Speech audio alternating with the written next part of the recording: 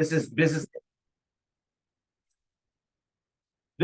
Impact Northwest celebration of military connected business owners during National Veteran Small Business Week.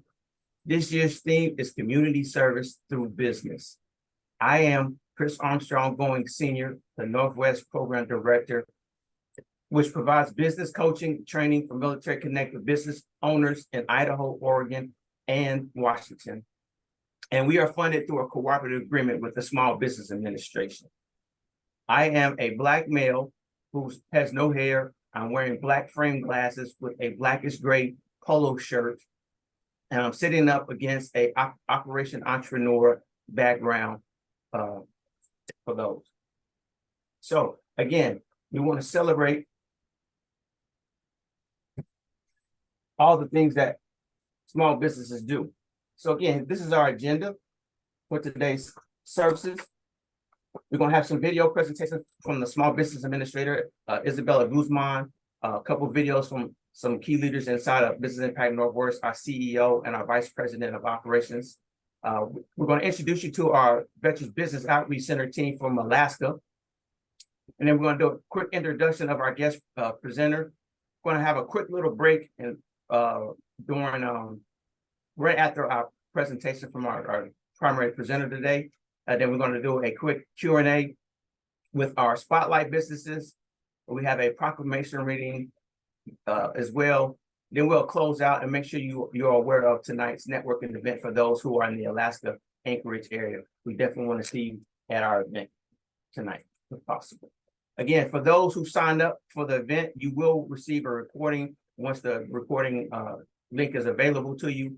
Throughout the time, you should notice at the top of your screens or the bottom of your screens that there is a Q&A box for you to post your questions. So we would ask you to post your questions so we can capture those, and we'll try to answer as many of those questions for you live during today's webcast. So let's get started with a quick introduction video from the Small Business Administrator, Isabella Guzman.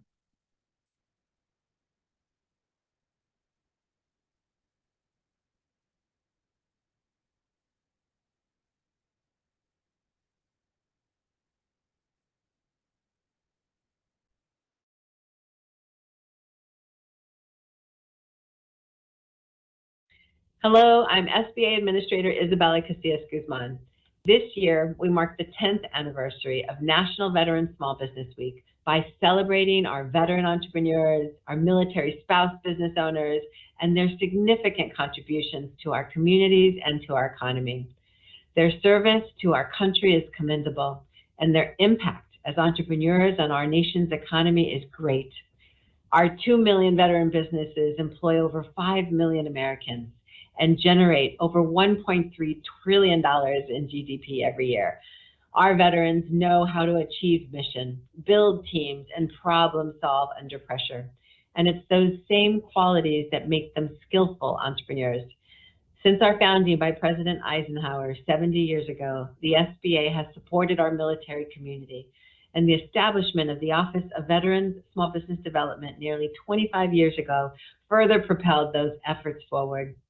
I am proud of our efforts to reach veteran and military family entrepreneurs everywhere and anywhere they are. Earlier this year, we successfully launched VetCert, a simple-to-use platform that allows veterans to get certified and streamlined access to doing business with the federal government in 30 minutes or less. Since President Biden took office, we've expanded the number of veteran business outreach centers from 22 to 28 to help more veterans access the business development resources, the capital, and counseling they need to succeed. And whether it's Boots to Business or our new Military Spouse Pathway to Business program, the SBA is committed to equipping our veterans and military community with the foundation and support to serve in a new role as business owner and job creator in this country. Beginning October 30th, SBA's Veteran Business Outreach Centers and other offices across the country will be celebrating our veteran and our military family entrepreneurs and highlighting SBA's affordable capital products and business counseling services to help them launch and grow resilient businesses. This week and every week, let's all support our veteran and military family-owned businesses, shop and promote these businesses, attend events, and share your support with others. And to all of our veteran and military family entrepreneurs, know the SBA continues to innovate and scale to serve you better so you can do what you do best, support your local communities, our economy, and our nation. Thank you for doing your part. I look forward to celebrating National Veteran Small Business Week with you all. Thank you, Administrator Guzman, for those kind and inspiring words. Now I would like to introduce you to Joe Sky Tucker, Business Impact Northwest President and CEO. Take it away, Joe. Hi, everyone. Welcome to Operation Entrepreneur 2023. We are so proud to host this event every year. My name is Joe Sky Tucker, President and CEO of Business Impact Northwest. We proudly serve the military community. We run the Veterans Business Outreach Center for the state of Alaska and for Oregon, Washington, and Idaho. Through that work, we know firsthand the amazing sacrifice and service that you all provide in the military community to your country. And this is our small way of paying it back and helping you start your entrepreneurial journeys. Thank you, Joe. We truly appreciate your leadership and support of our military community connected business owners. Now we will hear from Steve Watts-Ulrich, the Vice President of Military and Contracting Affairs.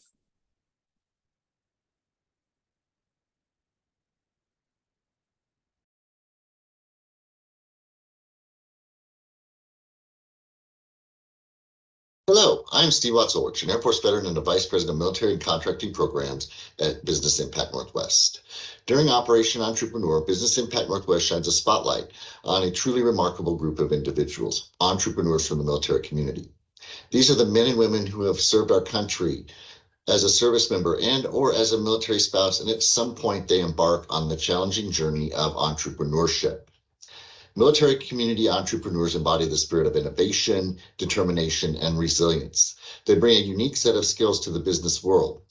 Skills forged through the crucible of military service. Their ability to adapt to adversity, their unwavering commitment, and their strong sense of duty make them exceptional leaders and business owners. This week is an opportunity to not only honor their service, but to support their businesses. These entrepreneurs have a profound impact on our communities, creating jobs, fostering economic growth, and enriching our society through their products and services. We must recognize the challenges they face as entrepreneurs can be unique. However, they're not alone in this journey. There are countless resources available to assist them, from programs such as Veterans Business Outreach Centers, training for military spouse entrepreneurs through Aspire, as well as financial support through programs such as the Veteran Loan Fund. These programs are in place to help make sure military community entrepreneurs have the tools they need to thrive in the business world. These entrepreneurs are appreciated and recognized through observations such as Operation Entrepreneur. So let's stand together and champion our military community entrepreneurs during National Veteran Small Business Week. Let's applaud their resilience, honor their service, and empower them to continue serving our nation through the transformative power of entrepreneurship. Thank you, Steve, for your unwavering commitment to veterans across our region. Now, let me introduce everyone on the call to our Alaska Veterans Business Outreach Center team. Our Alaska team is led by Tracy Roulette, who is the program director for the Alaska region. She has 3 phenomenal booster business trainers and coaches, starting with Kat Mason, followed by Michael Reese and Melissa Walsh. Again, our Veterans Business Outreach Center in Alaska is led by Tracy Roulette and our 3 phenomenal business advisors and business coaches, Kat Mason, Michael Reese, and Melissa Walsh. Now, without further ado, I'd like to introduce everybody to our guest speaker, Shawn Palmer. Shawn Palmer is a business advisor with One Redmond and One East Side in Redmond, Washington. Shawn meets with current business owners and aspiring entrepreneurs to assist in tracking the fun challenges of business launch, growth, resilience, and transition. Shawn combines a strong analytics with creative problem-solving skills honed as a decorated Navy officer, near 20-year career operating in his financial advising firm and having taught creative writing to 4th graders. He has held his accreditation as a small business consultant since 2019, earned his bachelor's degree in business administration with an emphasis in finance from Central Washington University in 2001, and now holds a master's degree in management and leadership from Western Governors University in 2020. Shawn is a lover of animals and a proud 12 member. Shawn's non-fatherhood life highlights include running 1 marathon in a combat zone. Okay. Summiting the world's tallest freestanding mountain, appearing on ESPN, Sports Center, once working a 25-hour workday in 1 calendar day, and crafting a superior plate of nachos. His beautiful daughter, Brooklyn, is attending his alma mater, CWU, studying early childhood intervention. Shawn, again, I want to thank you and welcome you to the program. I know you're going to drop a lot of gems as it relates to pricing strategies. Chris, I appreciate you. Thank you so very much. I want to welcome everybody. I'm Shawn Palmer. I'm a white male with a face for radio, as many people might say. I'm wearing a red and white striped shirt, what I would always imagine somebody in a barbershop quartet would wear, except I'm not a barber and I can't sing, and it's just me. With that, I'm going to share my screen so that we can launch into today's webinar of pricing strategy.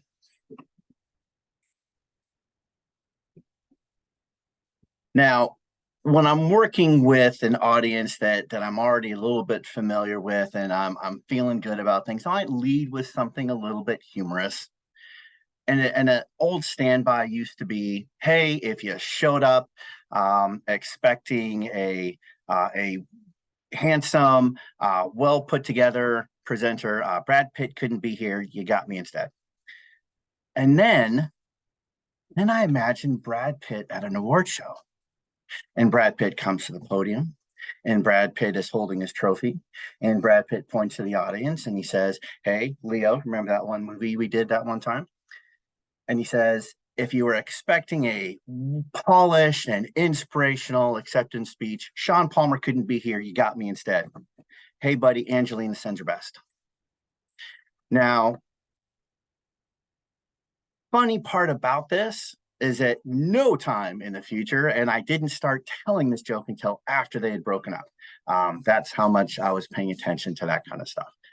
When it comes to answering the question, Shawn, why you? What makes you good at this? My daughter is a college junior studying early childhood education at Central Washington University. She's studying to be a teacher. So the way I describe it, I have been dispensing great advice for almost 21 years, professionally now for 4 going on 5. That's my daughter at her 18th birthday. This is part of the Entrepreneur's Roadmap series. Your roadmap, be it your business plan, your marketing plan, or whatever else, is your set of waypoints to get from the beginning to the end, from initiation or launch to success, however it is that you define that. I work for an organization called One Redmond. We are the community foundation, the chamber, and the economic development enterprise for the city. I serve most of East King County as a small business advisor. And much like your VBOC advisors, we are the hub in your wheel. You come to us, you ask a question. We're going to know the answer or we're not. But the spokes that we set you out on, the action items, the other professionals to whom we can refer to you, other SBA resource partners, better define your customer segment. Let's revisit your business plan. You make your way out to the rim where the tire is, where the rubber meets the road. This analogy works on 2 levels. You make your way back to the hub, and the more spokes we build in our wheel, the stronger it tends to be. That is our role for you. So if you're attached to the VBOC, and Steve Watts Ulrich, and this cat got it popping. So he has got the VBOC up and running and humming, and there are great resources available to you. Reach out to them. We are here to serve you and your entrepreneurial ambitions. I teach to the mean. There are going to be some of you that want this to go a little bit faster. There are going to be some of you that it goes a little bit too briskly. You will have a recording of this that is shared with you afterward. but it's okay. Do your absolute best to keep up and be patient. We're going to start with a very brief review of profit normalization. And this is a reminder that profit is to be expected. If you had a job as a general manager at a gym, you would expect to earn a salary. If you own that gym, your level of how you approach things and the way you attack your to-do list and your level of innovation and how you manage, it's going to be different. Along with the risk of being in business, you're allowed to make a profit. Now, when you're the only game in town or you're so innovative that no one else can really compete on your level, there is this economic phenomenon known as extra profit. However, over time, profits normalize. What on earth just happened there? There we are.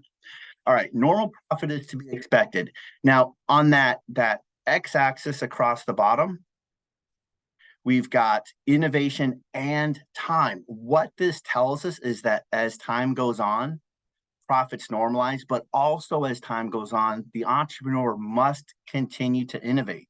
We have to be able to stay ahead of that curve, ahead of our competition, do our absolute best to forecast what our customers are going to need and want.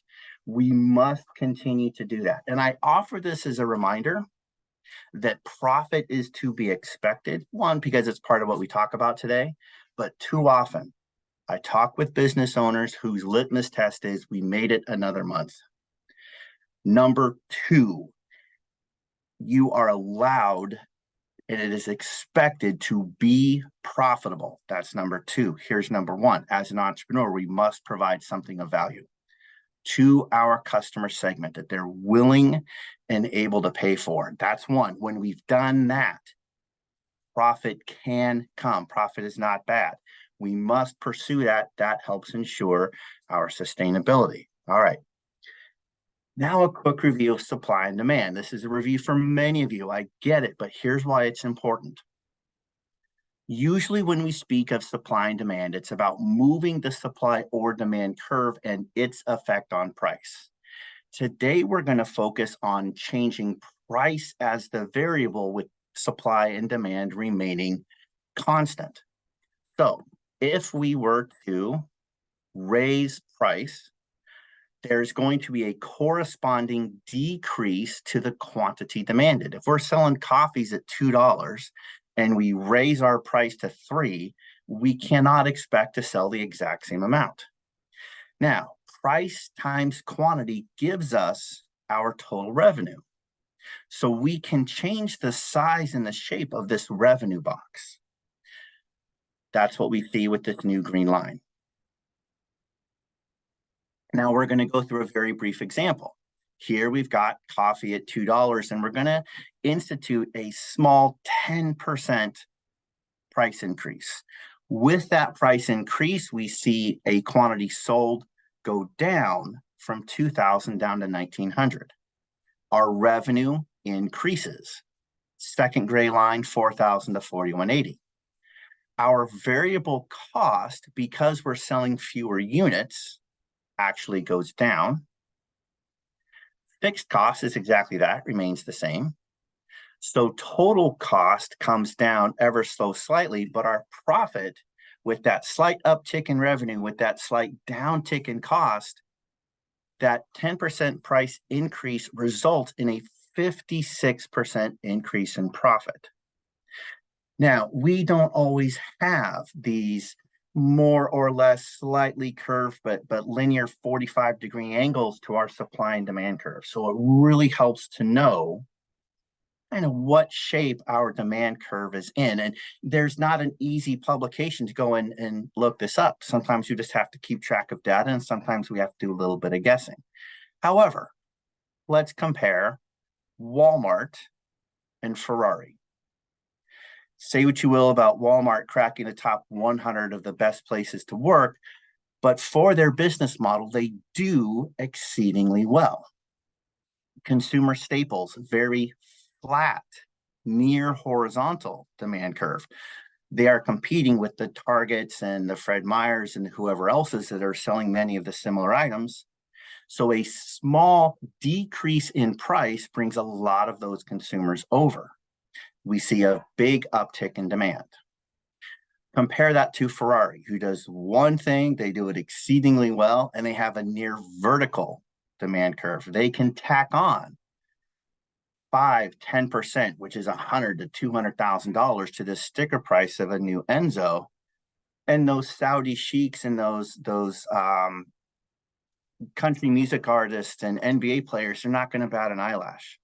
So they're not price conscious, and increases in price is going to result in a near negligible change in quantity demanded. Now, here's the thing. I've demonstrated how we change the size of our revenue box. So now let's superimpose that cost box. When we know what the costs are and we start visualizing how we can change the size and the shape of our revenue box, and we can calculate that corresponding change in cost, we can now look at and begin to calculate how those price changes can affect profit. So this is what price does for us. It's one half of our profit equation. Another thing it does is it can incentivize. It can persuade our customer segment toward a desired outcome, or it can dissuade them away from a less desired outcome. Let's get into how we can use price in order to influence our customers. All right, so here are some basic pricing strategies. And we're going to start here with a la carte, which quite literally means of the menu. It just means that the same exact line item 7 lines later is going to be the same. If you go into Lowe's and you want to buy a pair of work gloves, if you buy another pair of work gloves, it's going to cost you the same. Very predictable, and I'm going to use a lot of examples from food service. One, because food service, I think more than almost any other industry, feels they're locked into their pricing structures. And also it's easy to make examples that most people can relate to. So this is quite literally going to a restaurant, ordering, and whatever that price is, so what you pay for however many quantities you order. Component pricing, a little bit like college tuition, which is what I'm happily paying now.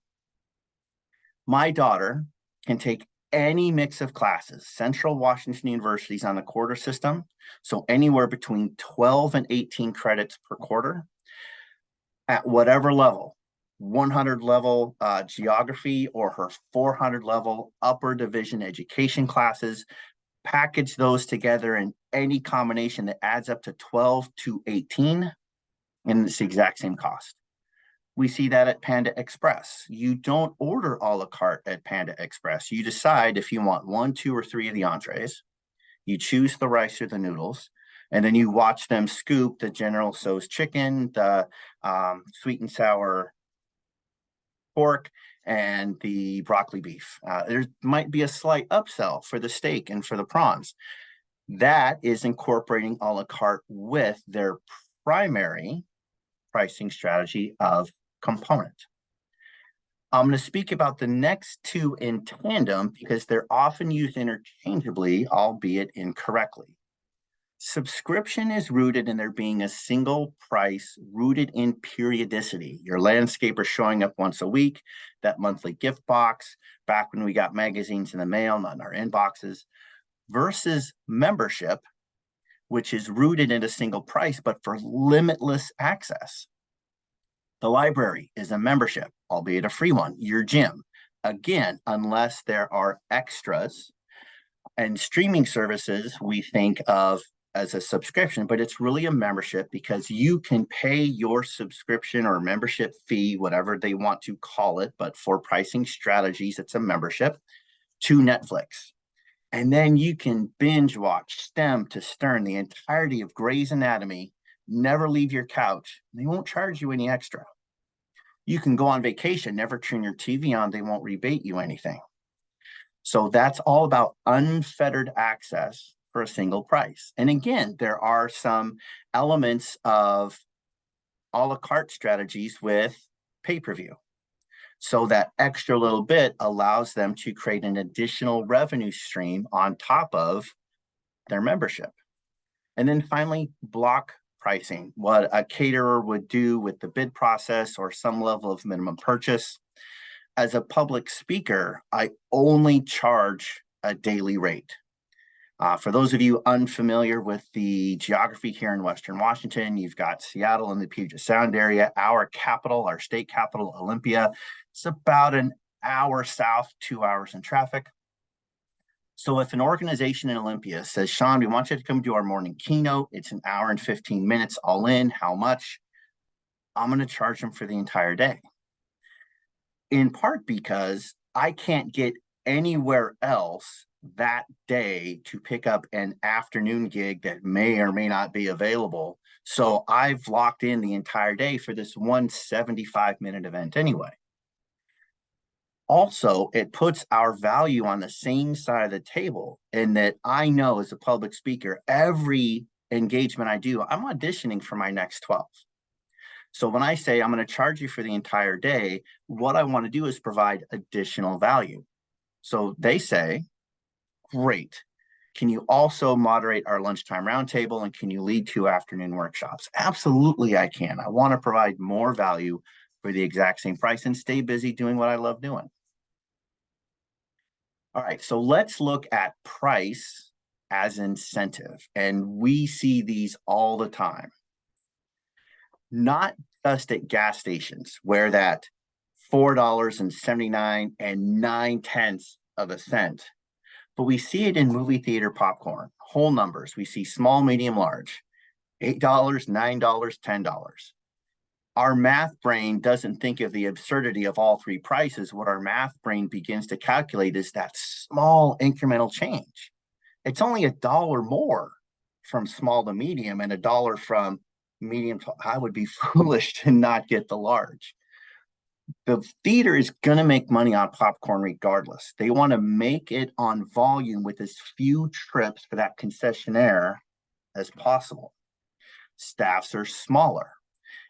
That person is no longer staffing the concession stand through the entirety of their work shift. That rush comes in, 4 movies are starting within 20 minutes of each other, the line goes away, everyone is in their seats, and now that person is going and cleaning 2 other theaters. So they want more popcorn moved with fewer trips. So they want to sell larger sizes. Discounts, coupons, and promotional codes are a fantastic way to try out temporary price changes. Rather than take a wild guess, change your price and see what happens, and then run the risk of having to raise the price because we didn't get it. Using things like limited time offers, coupons, and promotional codes is a way to see how demand changes with the temporary price difference. Now, we use this to reinforce what we want from our customers. So if we are invoicing customers, we would offer a 5% discount for whatever we want the behavior to be. Payment within 15 days, electronic payment, whatever it is, we offer a discount to reinforce that positive behavior. We want to ensure that our bottom line price, that is, after all price reductions are calculated in, we're still above our break even. So we have to know where our break even is. If you've ever gone to an espresso stand and you collect the punch cards, please understand you are not getting that 11th coffee for free. You are prepaying it 10% at a time on the first 10. And there is a lot of market research that goes ungained, uncollected when it comes to how we use our promotional codes. And that if the coffee kiosk used 2 different colors of cards, let's say they used a red punch card for female drivers and a blue punch card for male drivers, a blue card for single occupancy vehicles, and a different colored card for multiple occupant vehicles. Vehicles that have a pet, vehicles that don't have a pet, vehicles before 7:30 a.m. and vehicles after. And then you start collecting all those cards back, and you can begin to see patterns about who your customer segment really is. Then we can look at threshold and quantity. So this is a free upsell when conditions are met. And I say free upsell rather than giving something for free, because it's a lot less expensive to the business to give a free upgrade from medium to large than it is to just give away a drink for free. There is still value being gained by the consumer. So that's first and foremost. But understand how much less expensive and how much more cost effective it is for the restaurant to still deliver that value when we make it a free upgrade or a free upsell. So we'd see these things at express checkouts, and especially with free shipping. If you've ever ordered online and you've ordered $29 worth of stuff and then bought $21 more worth of stuff to hit that $50 threshold, just to get the free shipping to save the $6. I'm guilty of that. Now let's look at layout and presentation. And this is actually a hybrid of merchandising as well as your price points. So a grocery store, this is absolutely scientific. Every aisle you walk up and down has been laid out to a scientific nth degree that is proven to increase profit. From where product is placed on the shelf to what shelf they're in to what other products they're grouped with, all the stuff we really need is on the edge. It's on the periphery. The bakery, produce, meat, dairy, it's all along the back wall and along the sides. So that when you come in, you got to walk down the aisle of sugary cereals and Pop-Tarts. And when you're going to the checkout, back down the aisle of rice-a-roni and boxed macaroni and cheese, because, and this goes back to express checkout, it has nothing to do with convenience. Grocery stores know their customers. People are either coming in, they want to avoid the convenience store, and they're just going to get an item or two. Honey, pick up milk on your way home. Pick up something for this ingredient for dinner on your way home. Or they're there for their their weekly or their bi-weekly shopping, and they're going to fill the cart. So it's 1 or 2 items, or it's a cart full. So 12 items or 15 items or less really has nothing to do with convenience. It's about incentivizing you. Oh, while I'm here and I have this gallon of milk, I can go to the express checkout. If I get 8 more things, may as well grab a couple more things while I'm here. Now we can look at artificially inflated price points and be thinking about questions you want to ask. Drop those into the Q&A, not the chat. We are just about at the end. So be thinking about questions you have. I will do my best to answer specific questions about Shawn, what if, and how does this relate to my business? I'll do my best. Try and keep the questions a little bit more overarching, but let's do artificially inflated price points. And you've seen this if you've ever gone to one of those conferences or seminars, and it might be social media marketing, it might be flipping real estate. The person, the host or hostess, they share something of value, but then at the end comes the sell. If you really want to get great at social media marketing, you can sign up for an intensive 2 days with me where I will impart on you every nugget of wisdom I have. 2 full days for $2,000. But what most of my clients do is they opt for group advising the same 2 days, but it's only $600. Think back to movie theater popcorn. Think back to number psychology and how our math brain is going to be calculating the savings we're getting on essentially the exact same deliverable. $2,000, that coach, that consultant, that whoever else, they don't want you to choose that. They amped up that price artificially on purpose to dissuade you from choosing that because they want you to choose the group coaching. Because here's 2 awesome things group coaching does. That consultant, they can make $2,000 in 2 days working with one person, which can be incredibly mentally exhausting to focus on one thing like that for 2 straight days for both the coach as well as the client. what they've done is they've invited a group in, and they go from $2,000 times one customer to $600 times 12 customers. They increase their bottom line by 3.5 times. For essentially, you got to mail out or email out 12 packets, not one. You've got to handle, scheduling, inviting and scheduling 12 people, not one. So there's a little bit more on the logistics side. But really what they've done, and the great thing about group coaching, is you and you work together. This table and this table work together. I'm going to go take a 15-minute break. I'll be right back. So an artificially inflated price point can actually dissuade your customers away from what your less desired outcome is anyway. And there are ways to mix and match these different things, like we talked about with Netflix. It's a membership, but with the pay-per-view, there's an added element of a la carte pricing, which is an additional revenue stream for them. All right, we covered a lot. You will get a recording of this. I encourage you, if you have questions, reach out to your VBOC advisor. That's why they're there. They will happily take you through this. And we're all on the same team. We're on the same team for you. So if they want to send me an email and, hey, Shawn, just run through your pricing deal with my coaching client one more time, if you would, please, happily, we will do all we can to help make you successful. I want to just extend my appreciation to Steve Watts-Ulrich and to you, Chris, the VBOC, for having me in today in celebration of Operation Entrepreneur and celebrating you, veterans and veteran business owners. And Administrator Guzman touched on it at the very beginning, how incredibly impactful you are to the national economy. Our national economy is predicated on small business, not big. But here's another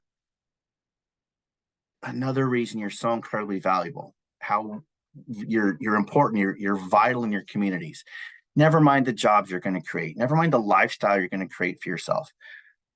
The product or service that you're providing for your customer segment in your community. It's veteran-owned businesses I see giving back first. Yes, Meta and Amazon, especially here on the east side of Lake Washington, yeah, they donate things, and they donate big dollar amounts, but I've never seen Amazon on a T-ball uniform. That's the local contractor. That's the local dry cleaner. That's the local family-owned restaurant. You and your entrepreneurial ambitions are vital. Stick with it. Ask your VBOC for assistance. They will happily help. I appreciate you all for being here. Chris, our host, what's in the Q&A? What can I answer, please, sir? Yeah, before we get started, Shawn, just let me thank you again, man, for giving back to the community, man, with your passion, the excitement. So it's always a pleasure to talk with you. So we got a question from Charles Wilson, and he says, my business is geared towards a service drone video photography.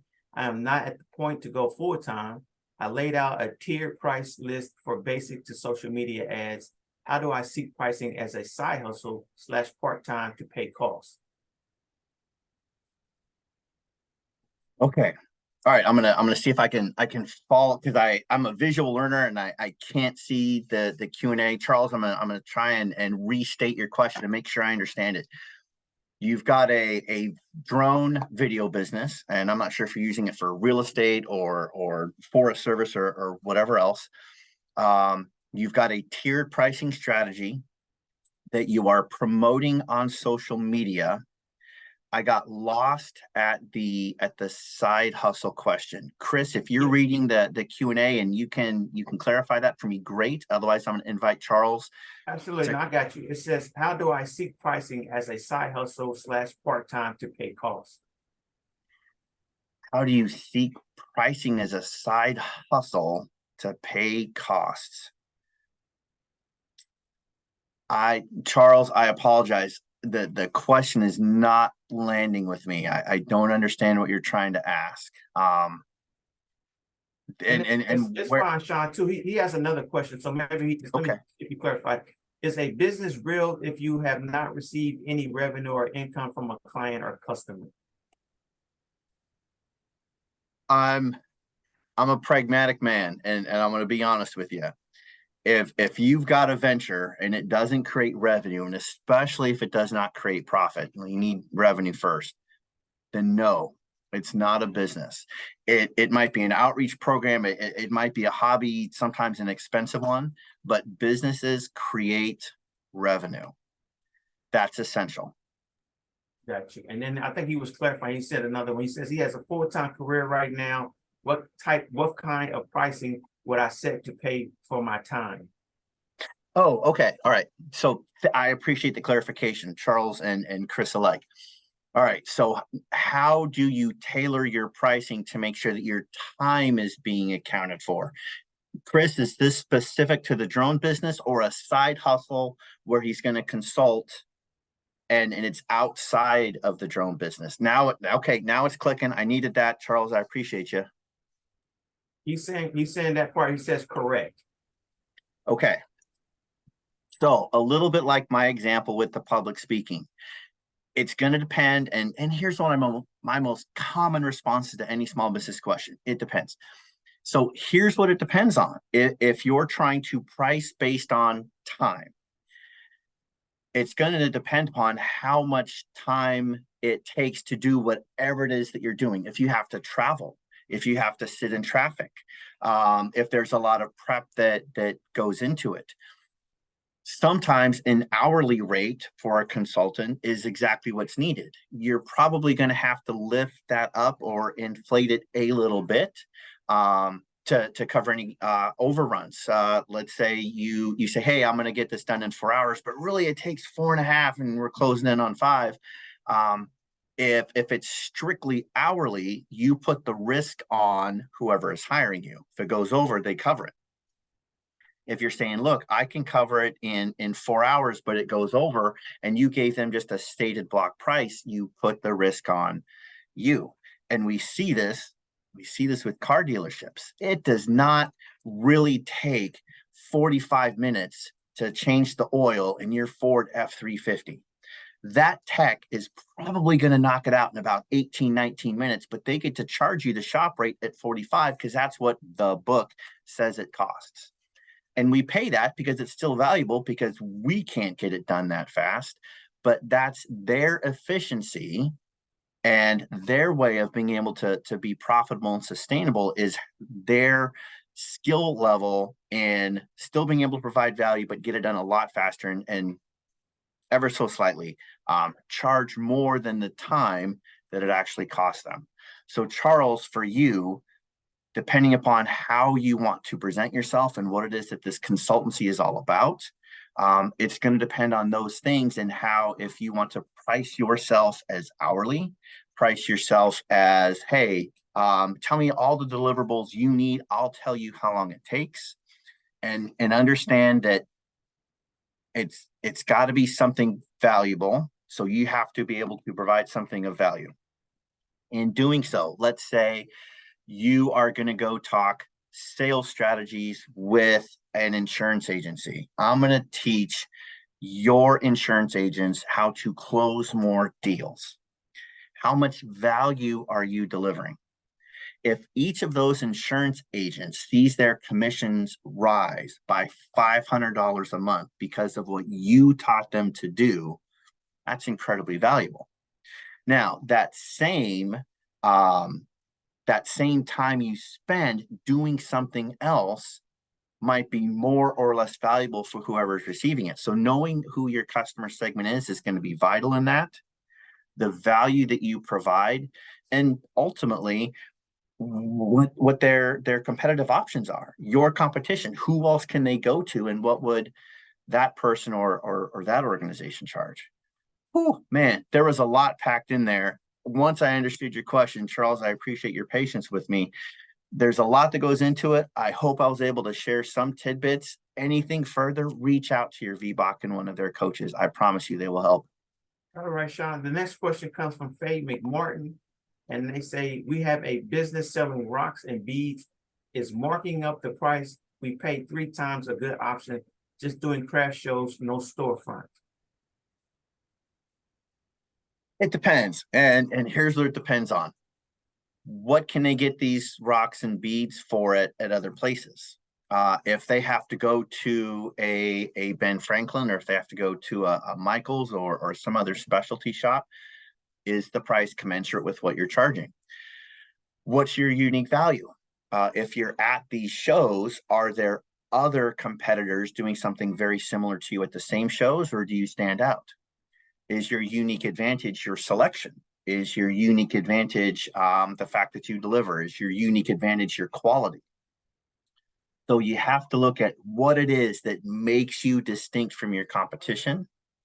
That is going to play a large part in how much you can charge and how much they're charging. Consumers are savvy.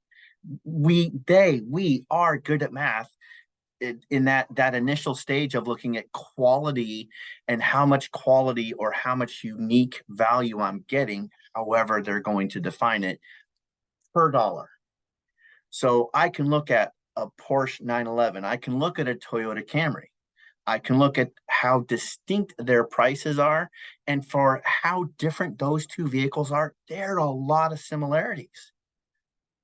4 wheels, 4 tires, a trunk lid, windshield wiper motor, for all the differences specific to a customer segment, answering a specific question for that customer segment with that corresponding difference in price.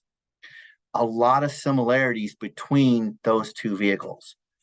So the crossover is, what is it that makes you unique, and what is your competition doing, and how are you standing apart from them? And A little Shawn, bit of a wide brush, and I apologize. I appreciate the question. I hope that answers it. and they say in here, our prices are usually lower than our other vendors. I've seen this. I've seen people who are business owners who underprice their service or their product, and there is hesitation to raise that price for whatever reason. Now, sometimes a rise in price, even if it's coming up to market level and you've been underpriced for so long, that can be received poorly. So, and I saw this with a friend of mine. You would not believe the markup on Christmas trees. You go to a Christmas tree lot, the markup is 100%. They buy it wholesale for $50, and they'll sell a Douglas fir to you to 100. A friend of mine did that. Just wanted to sell out. He just like, look, I don't want to make a ton of money. I just want to get my foot in the door, grab a little market share. I just want to make sure I don't have any inventory left over. Underpriced his trees, sold out by like the 23rd of December. Next year, same thing, raises his price to just be on par with everyone else. And he lost about a third of his customers, because all they saw was the price increase. Remember, our math brain, how it works. We see the simple stuff. Your prices went up. I'm going to go somewhere else. They paid the same amount at his competitors, but they were turned off by the price increase. So you can do it, but you've got to be able to communicate why the price is going up. And it never has anything to do with your costs increasing. Your customers might love you. They probably do, but they don't care that your costs go up. What they care about is what they're getting. So when we are doing our messaging and our branding and our marketing, we are always putting it into the lens of what our customer is receiving. Not our costs are going up, but in order to continue to provide you with the highest quality merchandise, highest quality service, whatever it is that makes you unique. May not be quality. It might be expeditious service. It might be follow-up service. But in order to continue to provide our valued customers with that, small increase in price. If you are underpriced, if you have found that your competition is competing with you, and if they're selling and being profitable and you're underpriced, you probably need to bring your price up. But you don't need to do it a la carte. You can do it in a way. You can use one of the pricing strategies that you learned about just 20 minutes ago and approach it a little bit differently than just a la carte. And you might be able to sell a higher volume at a higher price. But as long as you're delivering something of value, you might be able to do that. Not incredibly direct, but I hope that answers your question. Chris, I know the Q&A is starting to fill up. I'm going to try and get through some of these questions a little bit faster. I apologize. No, you're fine. What we're gonna do is we want to encourage you to keep dropping your questions in the Q&A. And even if we don't get to your questions live during this particular session, we will get the questions to Shawn, and we will get you the answers that you so rightly deserve. So what we're going to do, so Tanisha, I see that you dropped one in the actual chat. Again, we will capture that question for you and get you an answer from Shawn at a later time. And Shawn, if you could stop your screen share. Oh, yep, I sure will.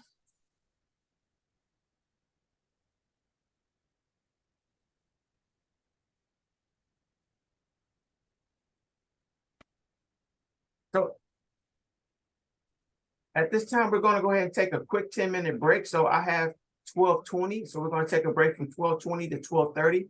And when we come back at 12:30, we will be introducing our spotlight businesses for your viewing pleasures. Thank you. See you in 10 minutes.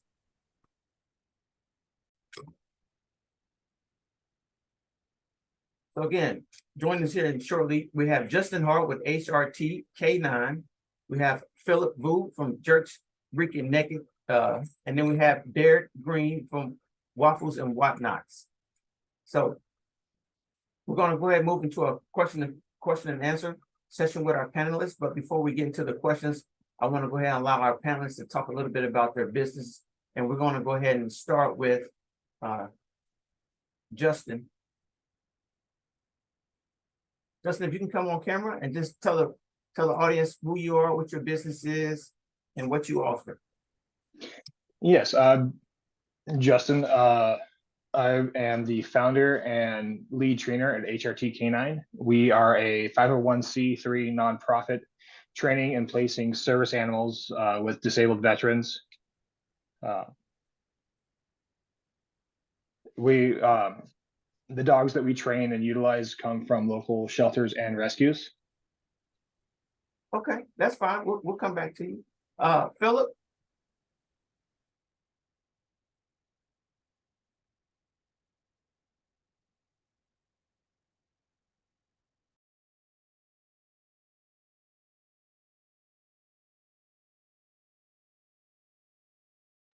Derek, you can come on camera, Derek, and introduce yourself and your company.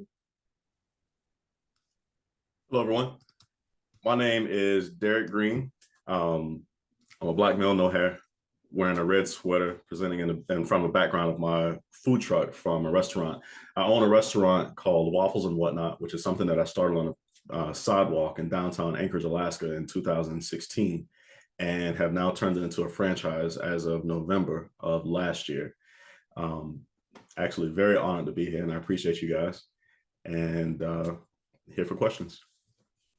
All right. And Philip, if you can come on and introduce yourself and your company.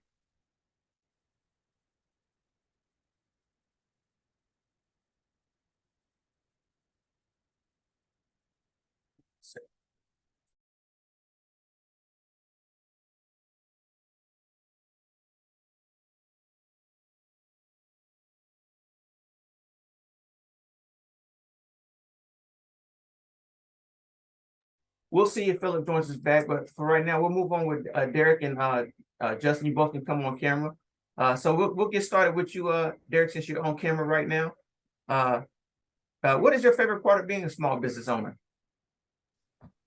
So my favorite part of being a small business owner is the community.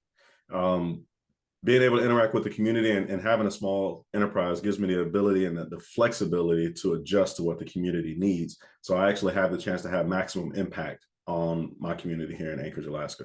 I adjust prices and I do various things to give back as much as I can. Absolutely. Justin?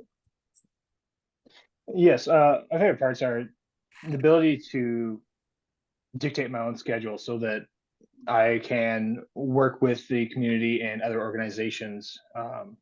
Being a nonprofit, we partner with several different local organizations, and so being able to set our own hours around that is very helpful. Absolutely. And you don't have to worry about turning your mic on and off. You guys can just stay unmuted for this. It's not going to mess up our bandwidth. So Justin, since you're on camera right now, can you talk to us about how you go about leveraging social media for your business? Yes, sorry, I will attempt to. My wife does most of the social media for us. But basically, being a dog trainer, we have a lot of videos that we post, and uh, we are continually trying to grow our outreach um, through various events and just being out in the public and also showcasing what we do and what our animals can do. Okay, no problem. Derek, the same question for you. So I'm very fortunate in that I have a business that is eye candy for people.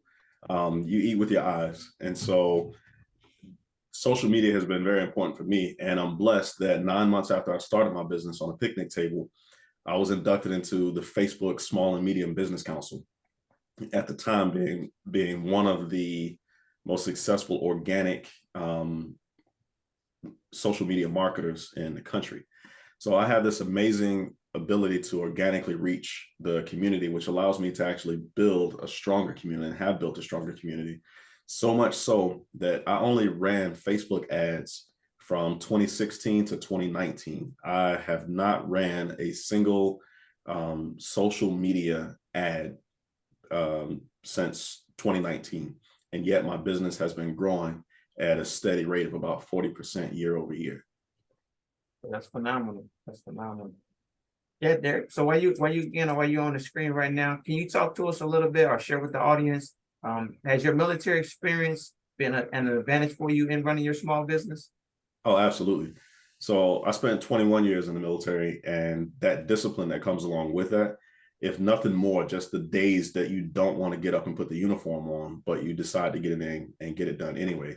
In the Army, we call it embracing the suck. And so the military, one of the greatest things that is overlooked about being in the military is that they teach you to embrace the suck.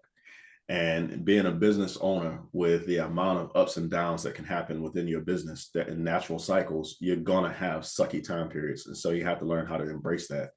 And one of the greatest lessons I have from the military is it doesn't matter which situation that you're in, it's all temporary. If you're in a bad leadership cycle, that's temporary. If you're in a bad situation, literally XYZ, it's all temporary. And in business, it's the same thing. You just don't give up and realize that it's temporary. And then just real quick, while you're still there, Derek, Cyrus was asking in your social media piece, was this from unpaid social media? Unpaid social media. So I am excellent at creating organic reach and starting social movements. It's one of my greatest gifts. And so, like I said, I have not spent literally $1 on social media marketing since 2019. And then Justin, for you, has your military experience been an advantage for you in running your small business? Yes, I was 13 years Air Force before I was medically retired. And the biggest thing in my career was being flexible. And that is a day-to-day exercise that we have to follow. Things that you have to be fluid and roll with the changes. Being a new nonprofit, we're finding out new things daily that we need to accomplish or new tasks that need to be done. And yeah, it's just staying fluid is very helpful.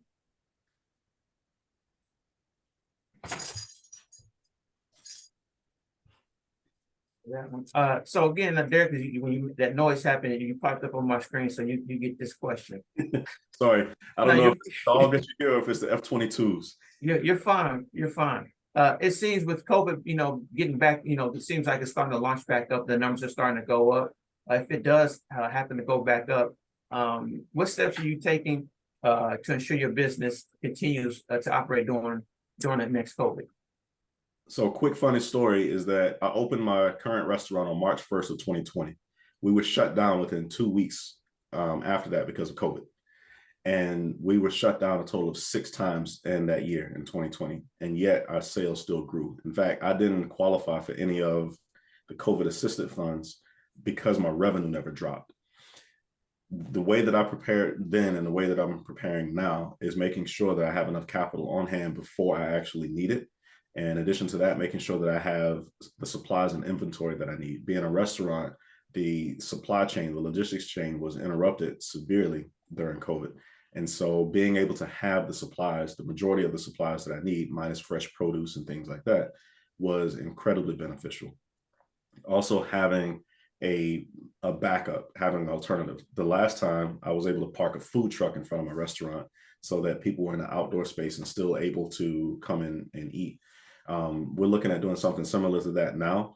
Plus, we're changing our primary financing model. So away from focused on one person exchanging $1 in exchange for a piece of food, we're changing to a subscription-based model so that people can subscribe, and that gives us continuity as a restaurant, and it lowers their prices as a community.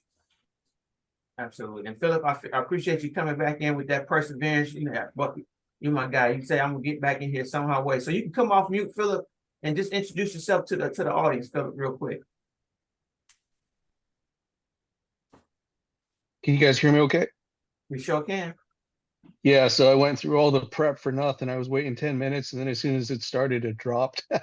So my name is Phil Vu, and I am I guess, one of the founders of Jerks, jbnjerky.com. We started out with the name Jerks Breaching Naked because we were a bunch of irreverent combat engineers, but it wasn't PG enough. So once we launched our company, we had to go to jbnjerky.com. A little bit about me.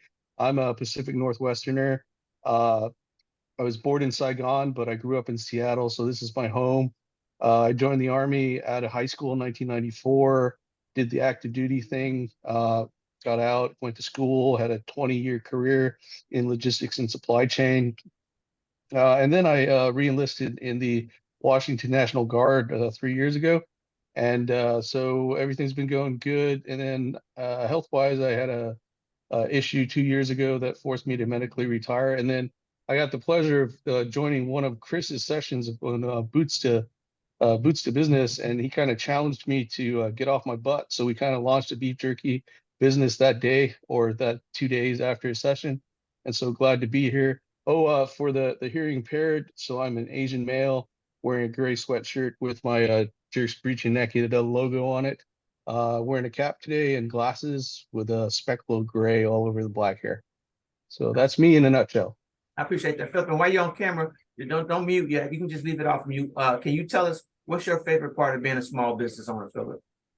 Oh, that's a great question. So I worked 20 years in corporate. I started at the bottom as an order taker in supply chain, managing execution, made it to middle management, even made it to that rarefied senior leadership position for a couple of years. And the best part about being a small business owner after having to see all that I've seen in corporate is that you don't have to ask anybody.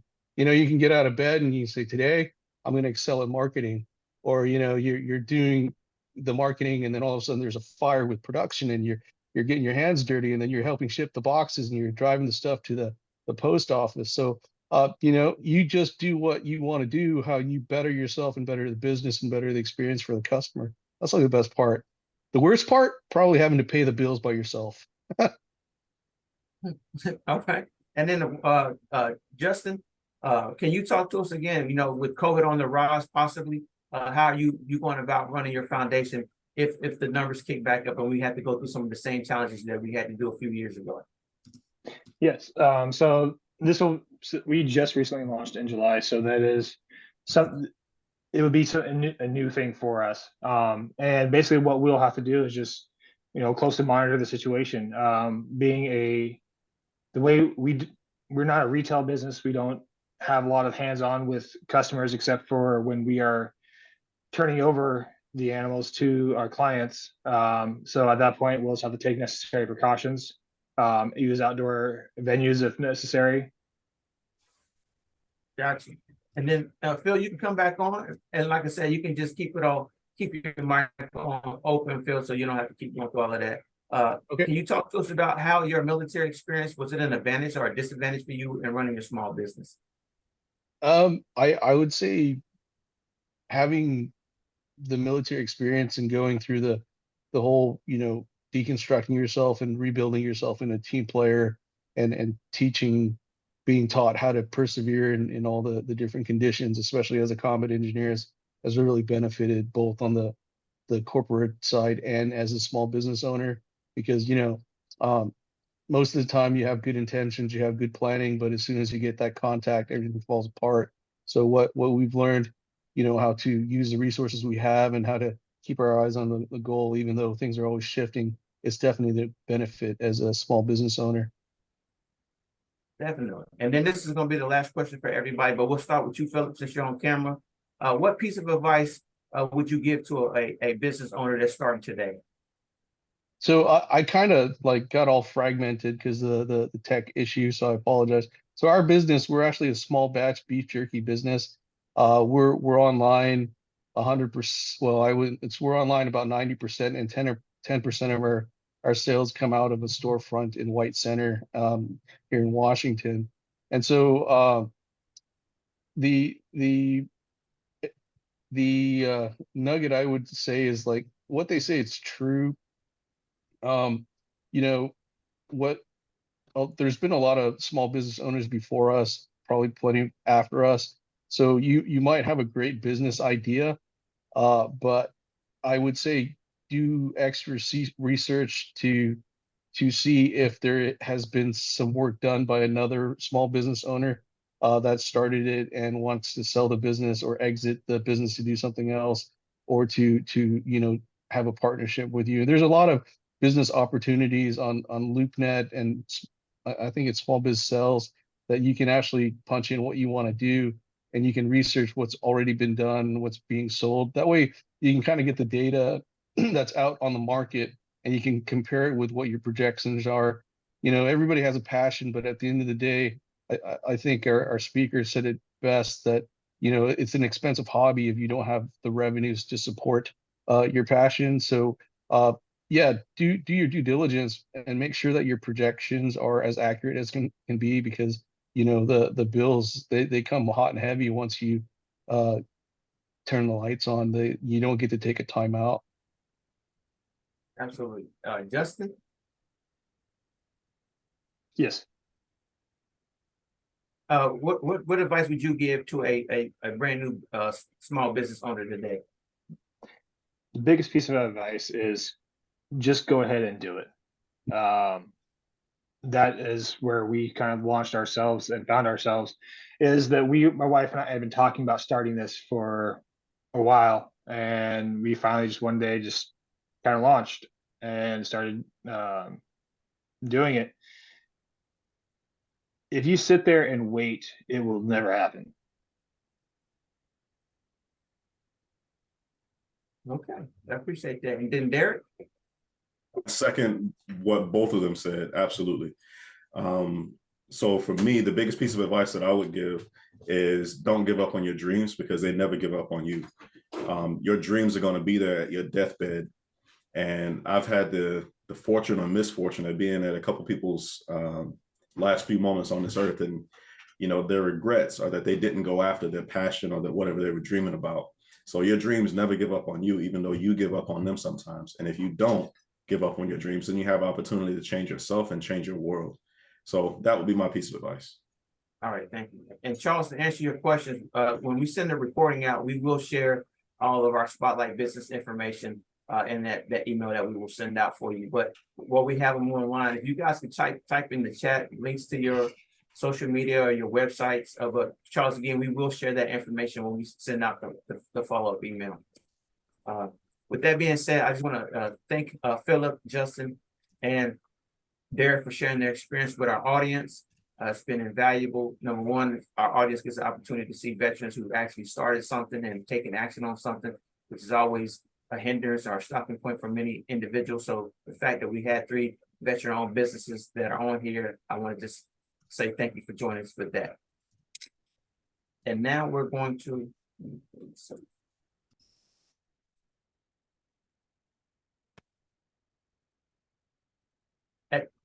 at this time, we're going to have a National Veterans Small Business Week proclamation that will be read by Ross McCarty, who is an outreach and marketing specialist with the U.S. Small Business Alaska District Office. Ross, are you online?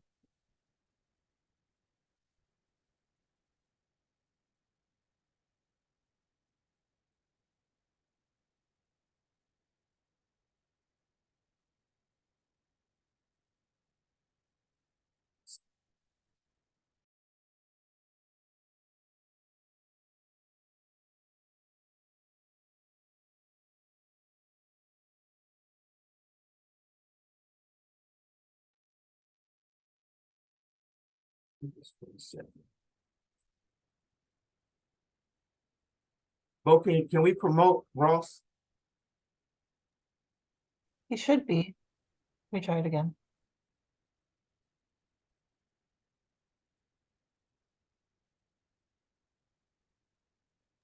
There we go. Okay, Ross, you can try to give, there you go.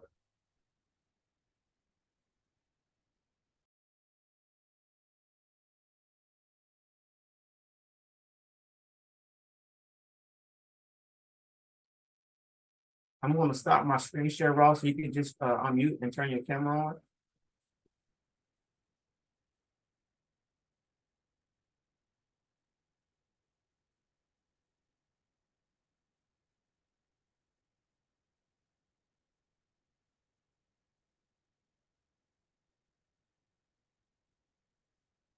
All right. Are we cooking with gas? We got you, Ross. All right. Hello, everybody. It's a pleasure to be here. It's an honor to be able to participate in this Operation Entrepreneur during Veteran Small Business Week. So hello, everybody. I'm Ross McCarty with the Alaska District Office of SBA up here in Anchorage. I'm honored to be able to present to you, and I'm going to read the executive proclamation by Governor Mike Dunleavy, the governor of Alaska. And it goes as such. Executive proclamation by Governor Mike Dunleavy. Whereas veterans own nearly 1 out of every 10 of all U.S. companies, employing over 5 million people and issuing nearly 200 billion in paychecks each year. From Main Street storefronts to virtual high-tech startups that advance America, veteran-owned small businesses are a pillar of our economy and contribute to the success of our nation. And whereas, influenced by their military service, veteran small business owners are resilient, disciplined, mission-oriented, and committed to serving our country and its citizens. And whereas we must empower and support the veteran entrepreneurs in our communities, honoring their impact on our economy. And whereas National Veteran Small Business Week highlights the programs and services available to veteran entrepreneurs through the United States Small Business Administration and resource partners. And whereas Alaska joins in this national effort to support veteran business owners and their families, and to encourage people to purchase goods and services from these hardworking men and women. Now, therefore, I, Mike Dunleavy, Governor of the state of Alaska, do hereby proclaim October 30th through November 3rd, 2003 as Veterans Small Business Week in Alaska, and encourage all Alaskans to learn more about Alaskans' veteran entrepreneurs and how we can help them continue on their path to success. Signed, Mike Dunleavy, Governor of Alaska. Thank you. Thank you so much, Ross, for reading that proclamation from the Governor Dunleavy. We really appreciate that. Let me share screen.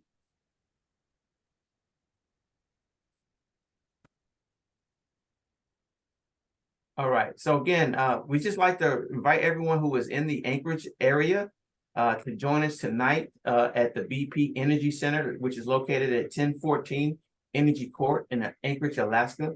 We will be there live for networking with resource partners from the SBA, other Anchorage small business owners.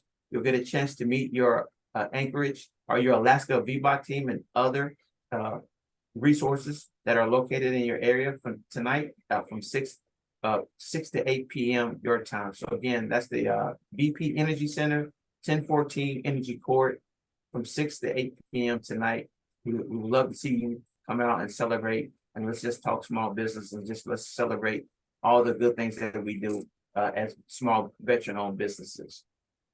With that being said, we'd like to thank you for attending today's Day 1 of Operation Entrepreneur 2023 Community Service Through Business. We hope you can join us tomorrow when we will be talking about franchising tomorrow, and then Wednesday's presentation will be on building small business credit. So again, we thank you for coming out. You see our contact information on the screen. You can email us if you have questions about today's presentation, or if you don't get the recording, you can email us at vboc@Business Impact Northwest. And we will also encourage you to go to our main webpage, www.businessimpactnorthwest, to see all the great resources and tools that we have available for you on your small business journey. Again, thank you for attending, and we hopefully will see you tomorrow at the same time, 11:30, as we will be discussing franchising. Until then, have a great day.